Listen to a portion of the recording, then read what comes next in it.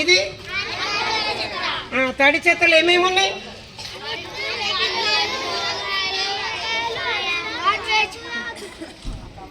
ఇది తడి చెత్త. పొడి చెత్తలు ఏమున్నాయి?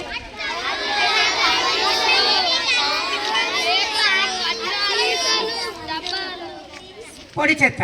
అర్థమైందా? ఇది హానికరమైన చెత్త, హానికారక చెత్త.